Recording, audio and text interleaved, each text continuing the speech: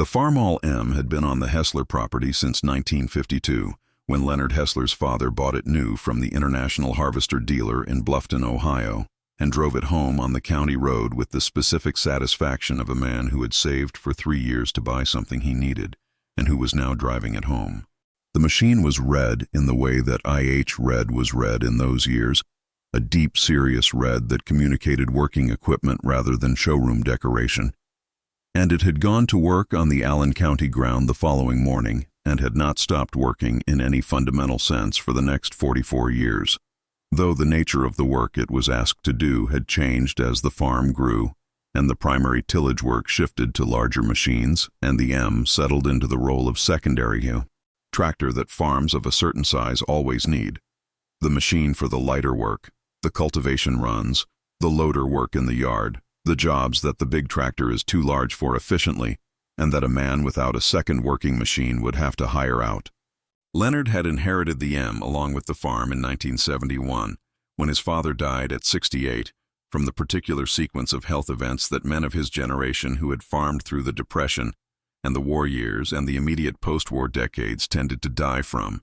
The accumulated physical demand of 40 years of heavy farm work catching up with a constitution that had been more than adequate and that had finally reached its limit. The farm was 206 acres of Allen County cropland, flat and productive. The soil, the particular dark loam that the Maumee River watershed produced across northwest Ohio, capable of the kind of corn and soybean yields that the better managed operations in the county were achieving in the early 1970s, when the commodity price wave was beginning to lift everything. Leonard was 34 years old when his father died, and he had been working the farm alongside his father since he was 18, and had been running significant portions of it independently since he was 26, when his father's health first began limiting what the older man could do in the field. He was not inexperienced. He was not unprepared. He had the working knowledge of the 206 acres in the complete form that comes from farming the same ground across 16 consecutive seasons. The specific knowledge of every field's drainage behavior and soil variation and response to the management decisions that each year required. He had the knowledge of the equipment in the same complete form, the M's specific characteristics and maintenance requirements, the working rhythms of the implements that had been in the family since his father bought them, the repair history of every machine on the property. He also had, from his father's direct instruction, and from watching his father manage the farm through the 1950s and 1960s, a specific philosophy of farm finance that was not complicated, but that had defined every significant decision his father had made, and that Leonard had absorbed as the operating assumption rather than as a rule he needed to remember. The philosophy was, the farm supports itself, or it does not operate. What the farm needed, equipment, inputs, land improvements, came from what the farm produced, accumulated in the farm account, until the need could be met from the account, rather than from a lender's assessment of the farm's collateral value. His father had borrowed once in his 40 years of farming the Allen County ground, a short operating note in the drought year of 1953 that he had retired in 14 months from the following 2 seasons' income, and he had described this note to Leonard on more than one occasion as the one financial decision of his farming life that he had not been comfortable with, not because the note had caused problems, but because the obligation to the bank, rather than to the farm's own income, had sat in his chest in a specific way that he had not liked and had not wanted to repeat. Leonard had heard this description multiple times and had understood it not as his father's personal quirk, but as a legitimate statement about the difference between farming from your own position and farming from a position that the bank has a claim against. The difference was not only financial. It was the difference between the decisions you made when the only question was what the farm needed and the decisions you made when what the bank required was also a factor. His father had made farming decisions from the first position for 39 of his 40 years of farming. Leonard intended to do the same. The M was 19 years old when Leonard inherited it in 1971. 19 years on Allen County ground, worked by 2 generations of Hesslers, maintained to the standard that his father had established when he drove it home from Bluffton in 1952. The standard being not the dealer's recommended service schedule, which his father regarded as conservatively designed for customers who did not maintain their machines between visits, but the Hessler standard, which was more demanding and more specific, and which had kept the M in working condition through 19 years without a failure that had taken it out of service at a critical time. The 1971 Paulding County farming community, the elevator community, the extension meetings, the county fair equipment displays, was in the early stages of the commodity price expansion that would define the decade. The same community that would be buying new equipment on note by 1973 and 1974 was, in 1971, beginning to feel the optimism that rising commodity prices produced. The conversations at the elevator were beginning to shift from the careful, incremental talk of men who had farmed through 2 decades of moderate commodity prices toward the more expansive talk of men who were beginning to calculate what the current prices made possible if the current prices continued. Leonard had listened to these conversations with the specific attention he brought to anything that involved other people's financial decisions, which was the attention of a man who is genuinely interested in what the people around him are doing and who reserves judgment about whether what they are doing is right until he has understood why they are doing it. He had understood in the early 1970s why the operations around him were borrowing to expand. The commodity prices and the land values and the lending environment together created a set of conditions that made leveraged expansion appear rational by the standards of the time. And men who were making those decisions were not being foolish by the standards available to them. He had also understood, from his father's specific instruction and from the farm account notebooks that his father had kept since 1933, and that Leonard had been maintaining in the same format since 1971, that the conditions that made leveraged expansion appear rational were conditions rather than guarantees. That the commodity prices and the land values and the lending environment were capable of moving in the other direction, and that an operation structured on the assumption of their continuation was an operation that had bet on a specific future rather than prepared for a range of futures. His father had prepared for a range of futures, which was why the Allen County ground had never been at risk and why the farm account had never been below the operating reserve that his father maintained as the minimum below which the account must not fall regardless of what the farming year produced. Leonard maintained the same reserve. He maintained the same proportion of crop income going to the equipment fund. He maintained the same practice of buying from the account rather than from the bank's assessment of what the farm could service. The M was the most visible expression of this practice to the people who could not see the farm account.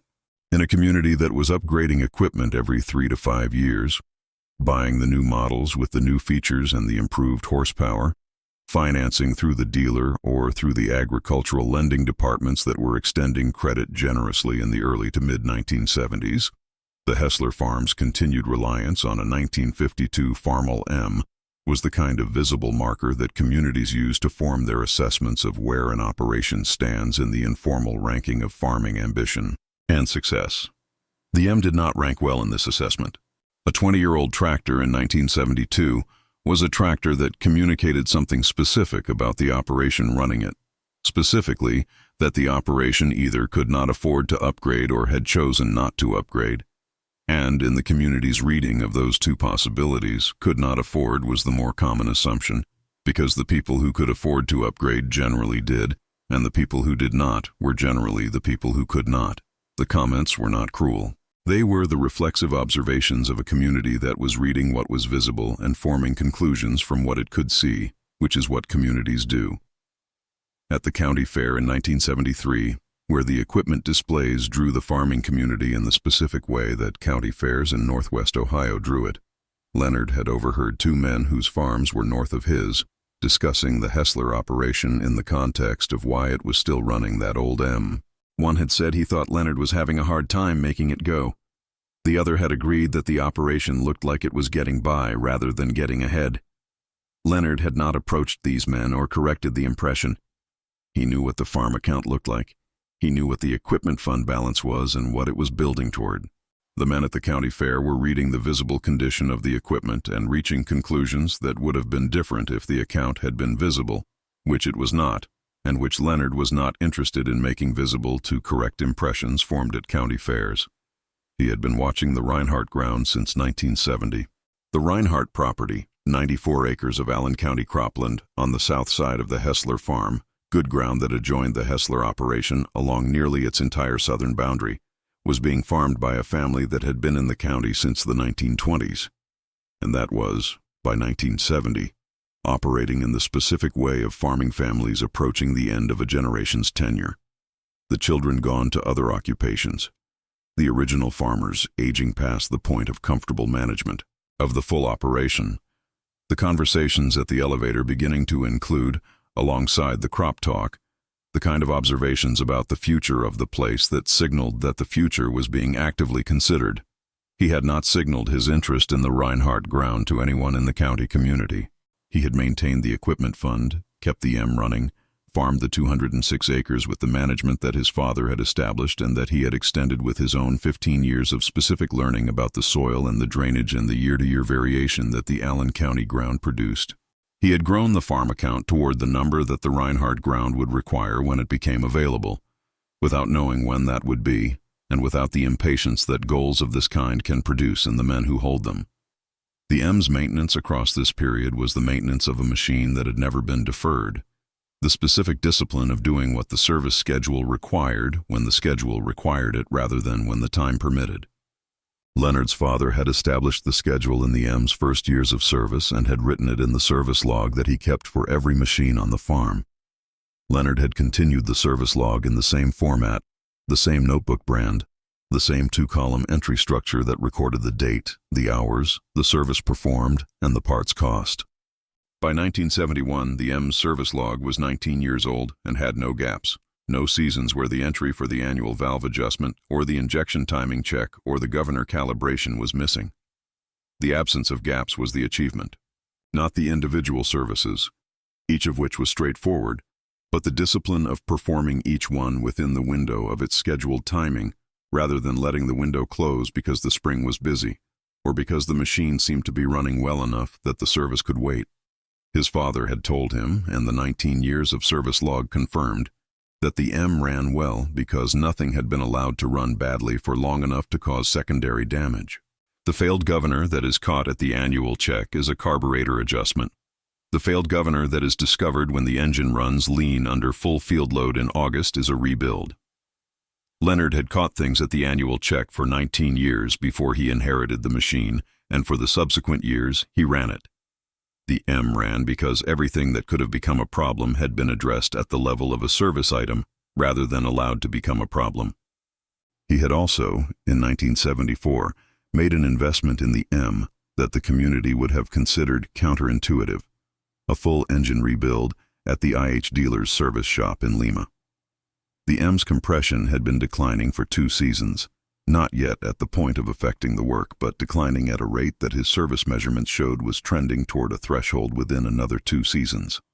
He had taken the engine apart with the Lima shop's senior mechanic on a week in February when the farm was least demanding, and they had replaced the rings and the rod bearings and the main bearings and reground the valves and reset the timing.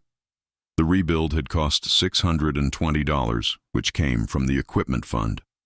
The community, had it known about the rebuild, would have asked why he was putting $600 into a 22-year-old tractor. The answer was the same answer that applied to every maintenance decision Leonard made. Because the $600 of rebuild extended the machine's serviceable life by a decade or more at a cost per operating hour that was a fraction of the cost per operating hour of a replacement machine, whether financed or cash. He had calculated this in the equipment fund notebook. The way he calculated every significant equipment decision, the rebuild cost versus the cost of a used equivalent machine of similar capability at the current market price, including the equipment fund capital that would need to be committed to the replacement purchase. The rebuild won, substantially, with the additional factor being that he knew the M's complete history from birth and knew a replacement machine only from the assessment he could do at the time of purchase. The known machine with a fresh rebuild was a more reliable asset than an unknown machine at any price, because the known history of maintenance removed the uncertainty about what the machine was hiding. $620 for a decade of continued service from a machine with a complete and uninterrupted maintenance history. The Lima mechanic, when they were finishing the job, had said the engine was in remarkable condition for its age and had asked how it had been maintained. Leonard had described the service schedule. The mechanic had said he saw engines rebuilt at 10 years that had done less maintenance than this one and that were in worse internal condition. Leonard had said his father had set the schedule. The mechanic had said his father had understood something about engines that a lot of farmers didn't. Leonard had said his father had understood something about a lot of things. The farm account had been building toward the Reinhardt ground through the early and mid-1970s. The account had also been maintaining the M through the same period. The annual services, the 1974 rebuild, the implements that complemented the M's work, and that required their own maintenance attention. The two purposes, building toward the land and maintaining the equipment that made the building possible, were not in competition because the equipment maintenance cost was a fraction of what financed equipment replacement would have cost, and the fraction that the maintenance left over was the fraction that accumulated in the Reinhardt Fund. He had a conversation with Eldon Reinhardt in the winter of 1976. Eldon was 71 years old and had been farming the 94 acres since his father died in 1949. 27 years of management that was, by the mid-1970s, a lighter management than it had been in the 1950s and 1960s. The ground farmed at a level that Eldon could manage at his age, rather than at the level it was capable of producing. They had been neighbors for years. The conversation happened at the elevator and lasted about 15 minutes and covered, among the usual topics of commodity prices and input costs and the coming spring, the subject of what Eldon was thinking about doing with the ground. Eldon had said he was thinking about the ground more than he used to. His wife's health was limiting what they could do together on the farm, and his own health was limiting what he could do alone, and the question of what happened next had become a regular part of his thinking rather than a background consideration. Leonard had said without pressure that if Eldon was thinking about selling at some point, he would like the first conversation before the ground was listed. Eldon had said he'd keep that in mind. The conversation had ended there. Leonard had driven home and made a note in the farm account, not about the conversation, but about the Reinhardt Fund balance and its current distance from the number he expected the ground would require. The distance was closing. It would close within 2 years if the current accumulation rate continued. The accumulation rate was the M's gift, alongside the farm income that funded it. The M was running every season on Allen County ground, covering the lighter work that the primary tractor was too large for, enabling Leonard to manage the full 206 acres without hired help for most operations, keeping the labor cost structure below what it would be if the work the M did had to be contracted out or left for the primary tractor to do at a scale inefficiency. The M was, in the account's language, producing more than it was costing, which was the definition of an asset functioning correctly. 24 years old in 1976. The community had been making its assessments of the Hessler operation for years, the old M as the primary evidence for the assessment that the place was getting by, rather than getting ahead. The county fair comment from 1973 had not been the last such comment, only one of the more audible ones. The equipment dealer in Bluffton, not the IH dealer where Leonard's father had bought the M new in 1952, who had retired but his successor, had stopped calling on the Hessler farm after the first 3 years of getting no sale, having assessed Leonard as a customer who was not going to buy regardless of what promotion was running. The dealer's assessment was correct. Leonard was not going to buy a financed machine while the farm account was building toward the Reinhardt ground. He had known this since he identified the Reinhardt parcel as the goal in 1970, and the knowing had made every equipment salesman's visit a conversation rather than a negotiation, because the decision had already been made and the visit could not change it. The conversations at the elevator had evolved by 1977 and 1978. As the interest rate environment began shifting and the commodity price optimism of the early 1970s began meeting the rate reality of the late 1970s. The men who had borrowed in 1973 and 1974 at the rates of that era were beginning to encounter the rate environment of 1977 and 1978 in their refinancing conversations and in the rate adjustments on their variable rate notes, and the encounter was uncomfortable in ways that the original borrowing had not prepared them for. Leonard had continued farming. The M had continued working. The farm account had continued accumulating. The rate environment was not his problem, and the commodity price softening was a factor in his operating income but not in his debt service, because he had no debt service. Eldon Reinhardt called in the spring of 1978. His wife had been ill through the winter, and the management of the farm had become untenable at the level they had been maintaining it. He said he was ready to have the conversation that Leonard had offered to have in the winter of 1976. Leonard had driven to the Reinhardt farm on a Saturday morning, and they had sat at the kitchen table and talked about the ground for 2 hours.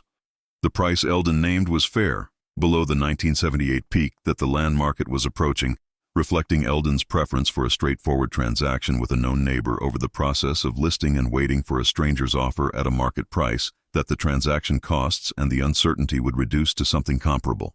Leonard had the money. The farm account had the specific balance that the Reinhardt price required.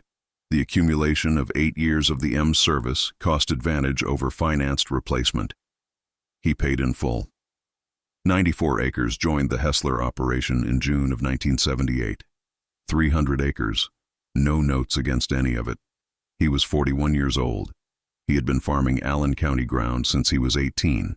He had inherited a 1952 Farmall M and had maintained it to the standard his father had established, and had grown the farm account on the differential between what the M cost to run and what a financed replacement would have cost, and the differential had been the Reinhardt ground. The M was 26 years old in 1978.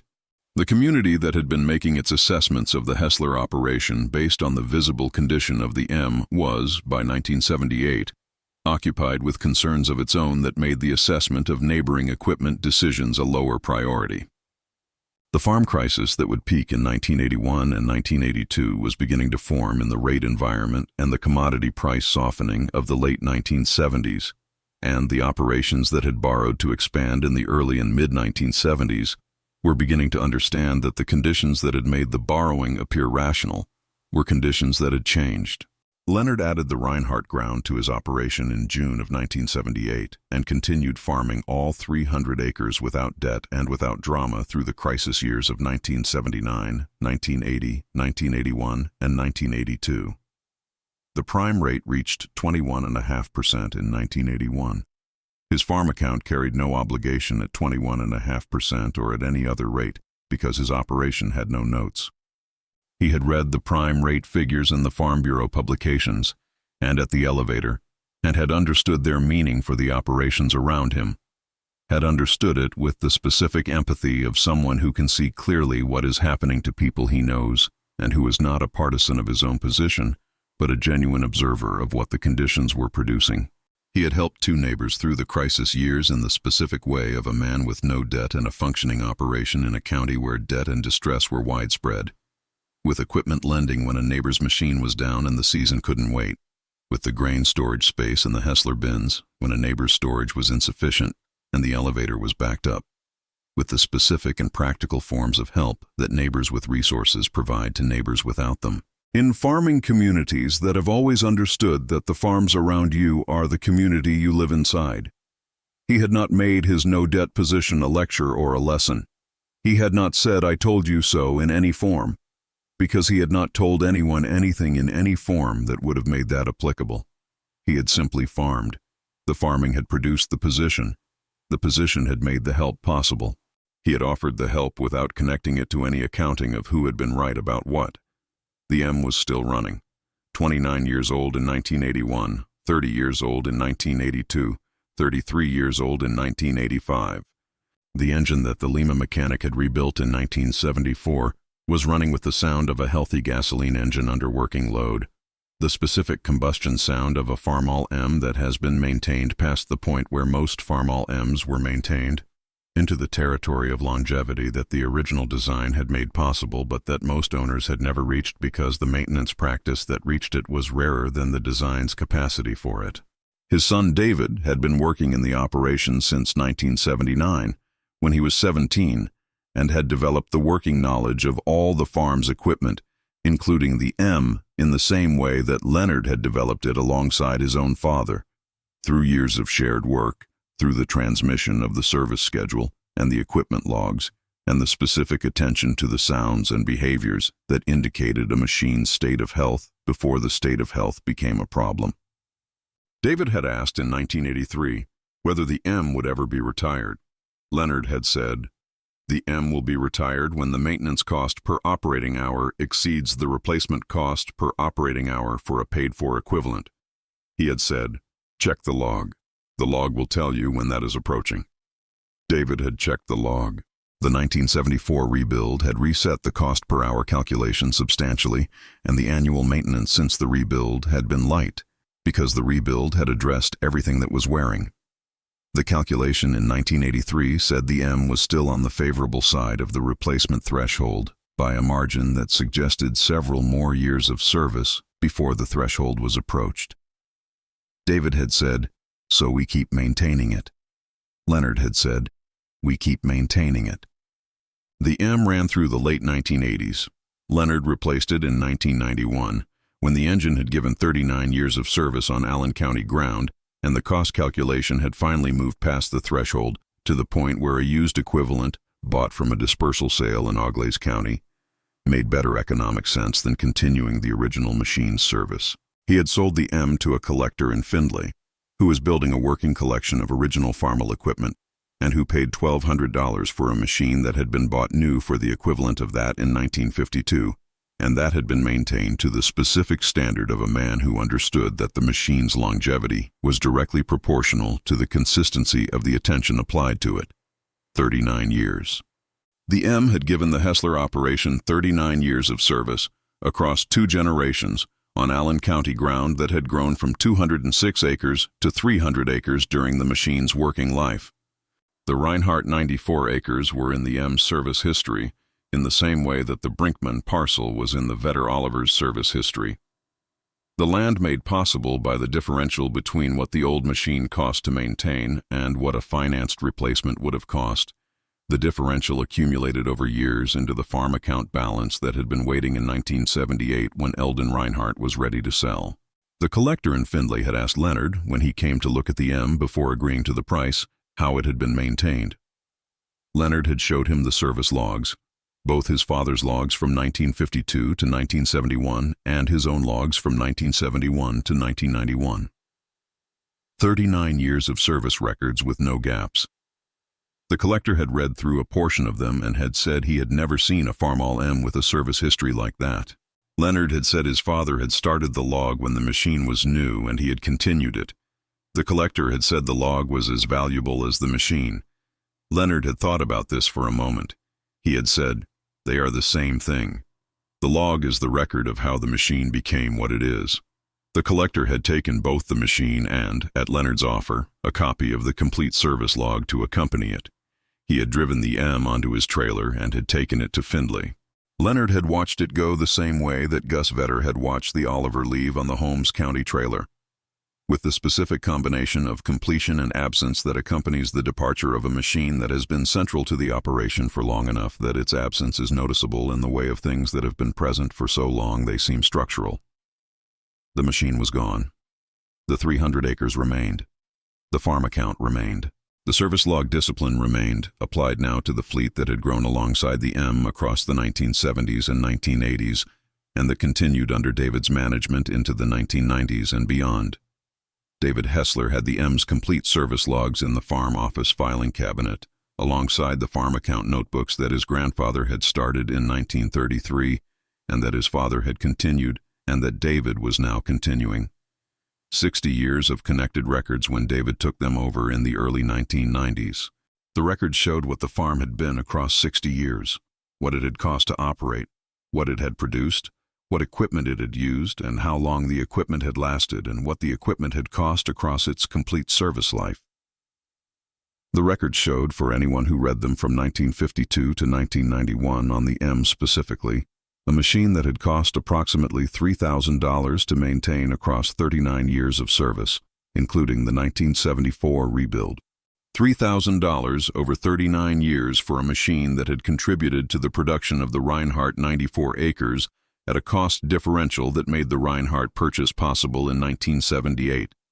The community that had been reading the old M as evidence that the Hessler operation was getting by, rather than getting ahead, had been reading the visible thing without access to the underlying account, and the underlying account told a different story than the visible thing communicated. The story the account told was the story that all these accounts tell when they are maintained over sufficient years, that the gap between the visible condition of aging equipment and the financial position of the operation running that equipment is the farm account balance, and the farm account balance is the number that tells you whether the operation is getting ahead or getting by, and the farm account balance is not visible from the county road or the county fair equipment display or the grain elevator bulletin board. It is visible only in the account itself, which belongs to the farmer and not to the community's assessment. The Hessler account showed 300 acres of debt-free Allen County cropland and an equipment fleet maintained to the standard established by a man who drove a red Farmall M home from Bluffton in 1952 and wrote the first service entry in the log the following morning and never stopped writing until he could not write anymore. Leonard had continued what his father started. David continued what Leonard continued. The M had been the instrument of the continuity for 39 years. Then the M was gone, and the continuity continued without it, because the continuity was never the machine. The continuity was the discipline that maintained the machine, and the discipline was in the notebooks, and the notebooks were in the filing cabinet, and the farm was in Allen County, Ohio, where it had been since 1933, debt-free and producing, the circle turning the way correct circles turn, without interruption, without debt, generation after generation. That was what the old Farmall M had been. That was what it had grown, while people laughed at it at the county fair. That was sufficient. That was everything. The quality of the Allen County soil that the Hessler farm occupied had been shaped by the same glacial and post-glacial processes that had formed the Maumee River watershed across northwest Ohio. The heavy, flat-lying clay loams that held moisture through dry years and drained adequately in wet years if the tile drainage was maintained. The specific mineral profile that made the dark Auglaize-Blount soil series among the most productive row crop ground in Ohio when managed with the attention that the soil's fertility potential required. Leonard's father had understood this ground at the level that 40 years of continuous observation produces. The field-by-field, year-by-year accumulation of knowledge about what the soil was and what it needed, and what the weather did to it, and what the management choices produced in it across the range of conditions that Northwest Ohio delivered. He had transmitted this knowledge to Leonard across 16 years of working alongside him, and Leonard had extended it across his own 20 years of direct management before passing the principal operation to David. The knowledge of the soil and the knowledge of the M were, in practice, inseparable. The M's work was in the soil, the cultivation passes that controlled the weed pressure, the light tillage that prepared the seedbed after the primary pass, the loader work that moved the soil amendments that the ground needed, the 100 small jobs that kept the fields in the state of management that made the yield numbers possible. Knowing the soil meant knowing what the M needed to do in it and when, and knowing the M meant knowing how to ask it to do those things at the efficiency that kept the cost per acre worked below the threshold at which contracting the work out would have been cheaper. This integration, the machine and the ground as a single system, each understood in the context of the other, was the practical form of the farming knowledge that Leonard's father had established and that Leonard had maintained and extended. It was the knowledge that made the maintenance investment in the M make sense beyond the simple accounting of cost per operating hour. You could not know what the M cost per operating hour without knowing what work it was doing and how that work affected the ground's productivity. And the ground's productivity was the income that funded the account that maintained the machine that worked the ground. The circle was everywhere. It was in the service log and in the farm account notebook and in the tile drainage records and in the yield maps that Leonard had started keeping in 1965 when the county extension agent introduced the practice, and that showed across the years the specific correlation between management decisions and yield outcomes that made the management decisions legible in a way that farming without records does not permit. He had shown these records to his neighbor Wendell Cabot in the winter of 1979, during the period when the farm crisis was beginning to form in the rate environment, and when Cabot, who had borrowed significantly to expand his operation in 1974 and 1975, was beginning to understand that the rate increases of 1977 and 1978 were not a temporary perturbation, but a directional change. Cabot had not asked for advice. He had come to borrow the Hessler grain auger for a week, and the conversation had naturally drifted to the farming environment and what the next few years looked like. Leonard had said he thought the next few years would be difficult for operations with significant note obligations because the rate direction and the commodity price direction were both moving in ways that would reduce the margin between income and debt service, and the margin had already been reduced by the mid-decade softening. Cabot had said his operation had significant note obligations. Leonard had said he understood. Cabot had asked how the Hessler operation had managed to avoid the debt structure that most of the county's operations were carrying.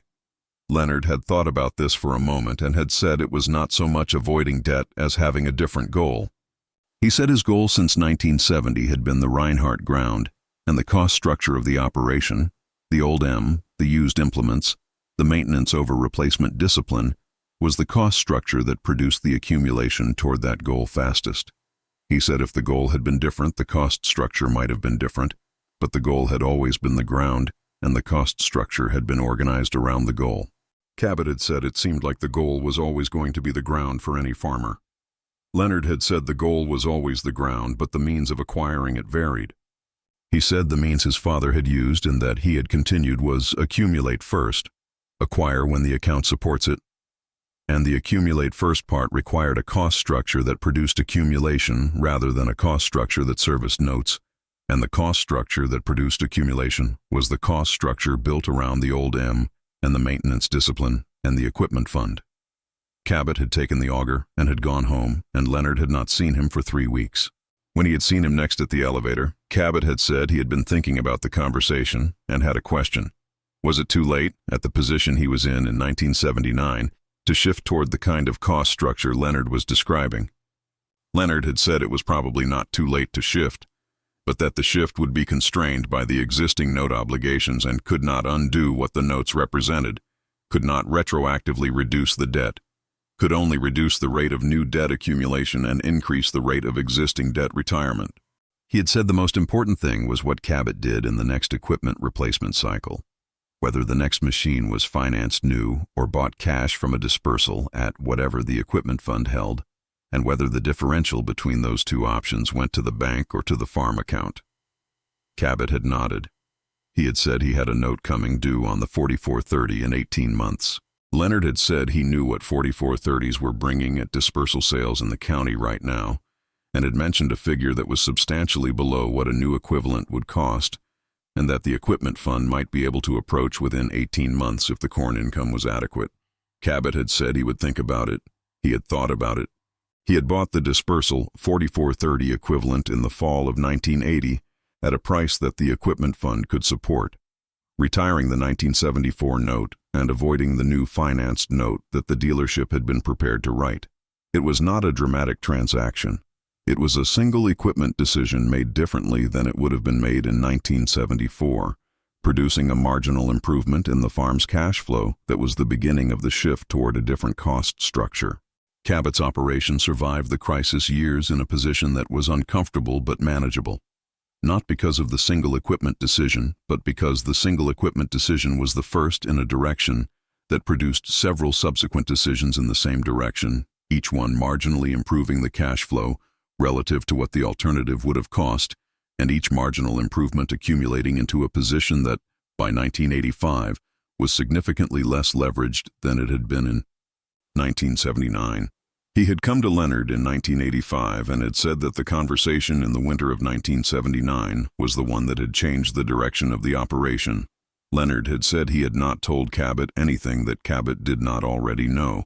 He had said the conversation had given Cabot a specific number, what the dispersal 4430 equivalent was bringing, and that the number had been the actionable element, not the principle.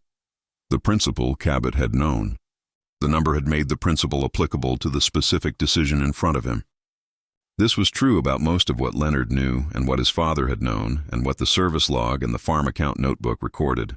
The principles were accessible to anyone thinking carefully about farming, but the specific numbers, the cost per operating hour of the maintained M, the Reinhardt fund balance relative to the expected asking price, the dispersal market for a 4430 equivalent in the fall of 1980, were the things that made the principles actionable. You needed both. The principle without the number was a philosophy. The number without the principle was a data point. Together they were a decision. Leonard had built the practice of keeping both principle and number together in the same record, since he inherited the farm account notebooks from his father in 1971 and began maintaining them in the same format his father had established in 1933. 38 years of connected records, the principle embodied in the format and the numbers filling in the content that made the principle visible in the specific years and specific decisions that the format had captured. David would maintain the same records. He would maintain them because Leonard had maintained them, and because the maintenance of them was part of what the farm account was. Not only the account itself, but the discipline of accounting, the practice of recording, the habit of knowing what the numbers said before making decisions that the numbers should inform. The M had been part of those records for 39 years. Its service log was the record of a machine maintained to the limit of what consistency of attention could produce, which was 39 years of service on Allen County ground across 2 generations of a family that had understood the machine as the instrument of a larger purpose rather than as an end in itself. The larger purpose was the 300 acres. The 300 acres was the farm. The farm was in the records going back to 1933. The records would continue. The farm would continue. David's children would work this ground the way David had worked it, and the way Leonard had worked it, and the way the original Hessler had worked it when the Allen County ground was first broken and first farmed and first recorded in the notebooks that occupied the filing cabinet in the farm office. The M had been one machine in the chain of machines that the farm had used across its history. It had been the machine for 39 years. It had given what it had to give and had been succeeded by machines that gave what they had to give in the same framework of care and record and purpose. The Findlay collector had the M. He maintained it in working condition in a barn dedicated to the equipment he had assembled. Original machines kept in the state of working order that their best years had represented, available for the county fairs and the tractor shows that Northwest Ohio produced each summer, visible to the farming community that had not seen a Farmall M doing field work in years. Leonard had gone to one of the county fairs where the collector brought the M in 1994 and had stood looking at it in the display field. The machine was clean and running. The specific red of IH red in the year it was made. The engine sound, the particular Farmall M sound that anyone who had worked alongside one through its entire service life could identify without seeing the machine. He had stood looking at it for several minutes. The collector had come over and had recognized him, the man who had sold him the machine 3 years before. He had said the M was the best running machine in his collection and that the people at the shows always wanted to know its history. Leonard had said, "It ran well because we never let it run badly." The collector had said he told people that at every show. He said it was the best description of why the machine was what it was. Leonard had said his father had taught him that about the M and about everything else. He had said his father had understood that a thing maintained past the point where most things are maintained becomes a different kind of thing. Not a better machine in any designed sense, but a machine that has been taken to the limit of its design rather than stopped before the limit was reached. The M had reached its limit. 39 years, 300 acres, no debt, 2 generations. The 3rd generation, farming the same ground with the same discipline and the same notebooks and the same understanding that the machine was the tool and the ground was the goal, and the goal was what the discipline had been building toward the whole time. The M had laughed back at the county fair comments in the only language available to it, which was the language of continued service on the same ground in the same county for 39 years, while the machines that had been compared to it favorably at the county fair in 1973 had been traded and refinanced and repossessed and scrapped in the cycle that financed equipment follows when the conditions change. It had not laughed. It had simply run. The running was the answer. 300 acres of debt-free Allen County ground was the sentence the running had built. The sentence was complete. The farm continued.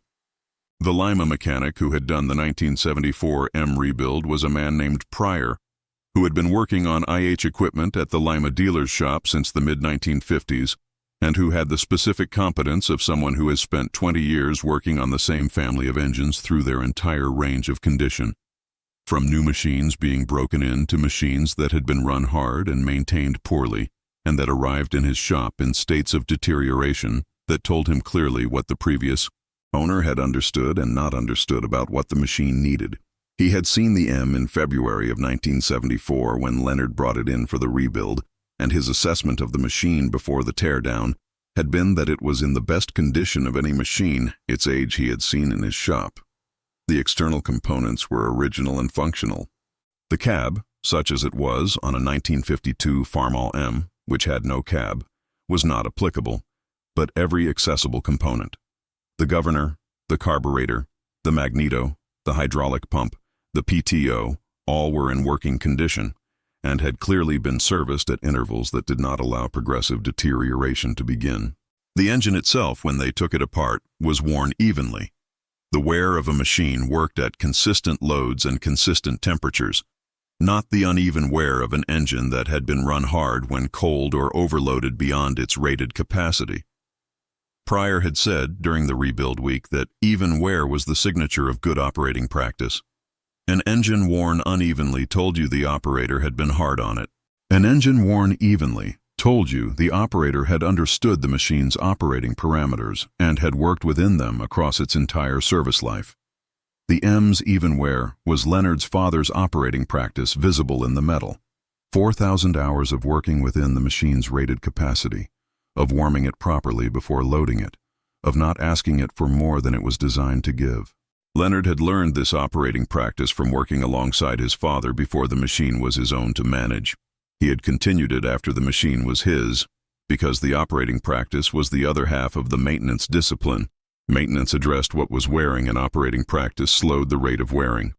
Together they produced the condition that Pryor had found inside the M in February of 1974, and that had made the rebuild a straightforward restoration of specification rather than a salvage of a machine that had been run past the point where standard rebuild procedures were adequate. He had told David about Pryor's even wear observation in 1981, when David was 19 and was beginning to operate the M himself on the lighter field work. He had said, "The way you run a machine leaves a record inside it. The record is visible to anyone who opens the engine. The record should say that you ran it within its capacity, loaded it after it was warm, did not ask it for more than it was built to give." Those three things, practiced consistently across the machine's service life, determine what Pryor finds when the engine is eventually opened. David had said, and the service log is the external record of the same thing. Leonard had said, exactly. The service log records what you did at the specified intervals. The engine records how you ran it between the intervals. Both records together are the complete history of how the machine was treated, and the complete history determines how long the machine continues. David had written this in the margin of the service log notebook, the way Leonard had written certain things his father said in the margins of the account notebooks, not the operational entries which occupied the columns, but the principles that explained why the columns were organized the way they were, and why the entries were made at the intervals they were made, and what the entries represented in the larger context of what the farm was doing and why. The margins of the Hessler farm account notebooks, read across 60 years, were a record of the principles alongside the numbers, the framework that gave the numbers their meaning. Leonard's father's handwriting in the margins from the 1930s and 1940s and 1950s and 1960s, then Leonard's handwriting from the 1970s and 1980s, then David's handwriting beginning in the 1990s. 3 generations of the same practice, the same format, the numbers filling the columns and the principles filling the margins, and together constituting the complete record of what the farm had understood across 60 years of farming the same Allen County ground. The M service log had its own margins, and the margins held the same mix of practical notes and principled observations that the farm account margins held. Leonard's father's handwriting. Note: warm start required. Cold oil runs rough first 2 minutes. Allow full warm before field work. Leonard's handwriting from the 1970s. Prior rebuild complete 274. Even wear confirmed. Running specification reset. Expect 10 years further service from this baseline. And a single entry in Leonard's handwriting from 1978, the year of the Reinhardt purchase, that was in the margin beside the service entry for that spring's annual check. The M has paid for the Reinhardt ground. This is worth writing down. It was worth writing down. It was the sentence that the 39-year service log had been building toward, not in the sense that the log knew where it was going, but in the sense that the log was the record of the decisions that produced the farm account balance that produced the Reinhardt purchase. And the margin note was the place where the log recorded its own meaning in the year the meaning was fully visible. David had read that margin note many times since he inherited the farm office filing cabinet and its contents in the early 1990s. He had thought about it in the specific way that sentences written by the previous generation in the margins of their working records invite to be thought about, as compressed wisdom that expands the more you carry it in your practice and see it confirmed in the decisions and outcomes the practice produces. The M had paid for the Reinhardt ground. The sentence was true in the accounting sense. The differential between the M's maintenance cost and a financed replacement's total cost, accumulated over 8 years from 1970 to 1978, was approximately the Reinhardt purchase price. But it was also true in a larger sense that the accounting didn't fully capture. The M had been the instrument of the discipline that made the accumulation possible. And the discipline was the thing that had value beyond any single machine or any single parcel purchase. The discipline continued after the M was gone and produced the subsequent decisions and subsequent farm account balances and subsequent capacity to act when the acting was required. 300 acres of debt-free Allen County ground by 1978. Still 300 acres and debt-free in 1991 when the M retired. Still 300 acres and debt-free in the 2000s when David's children were old enough to begin learning what David had learned from Leonard and what Leonard had learned from his father. The specific and embodied knowledge of the Allen County ground and the specific and disciplined practice of the accounts that made the farming of that ground a continuous enterprise rather than a generation-by-generation restart. The farm had not restarted in 60 years. It had continued. The continuity was the account and the discipline and the knowledge passing forward through the generations in the specific form that practical knowledge passes, through working alongside, through the service logs and account notebooks in the filing cabinet, through the margin notes that the previous generation had left for the generation that came after. The Farmall M had been in the service of that continuity for 39 years. It had run because it was maintained. It had been maintained because the discipline that maintained it was the discipline that the farm account required. The farm account had the Reinhardt ground in it because the M had been maintained instead of replaced. The 300 acres were the M's work in the largest sense, the specific work of 39 years of field seasons, and the broader work of being the instrument that made the farm account build toward the ground that the farm needed. The community at the county fair in 1973 had looked at a 21-year-old tractor and seen a farm that was getting by. They had been looking at a farm that was getting ahead. The difference between the two was invisible from the county fair. It was visible in the account. The account was in the filing cabinet. The filing cabinet was in the farm office. The farm office was on 300 acres of debt-free Allen County ground. That was where it had always been. That was where it would continue to be. The discipline had seen to that, as it always does, when it is kept, without exception, without interruption, without debt.